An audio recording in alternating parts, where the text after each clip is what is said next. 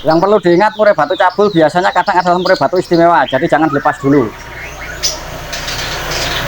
Di samping karakter, banyak penyebab murai batu cabul. Satu diantaranya adalah kutu, kurang mandi, dan bisa juga dia stres atau malah kurang nutrisi. Setelah kita tahu penyebabnya, baru kita akan masuk ke langkah selanjutnya untuk cara mengatasinya. Karena beda penyebab, beda cara mengatasi.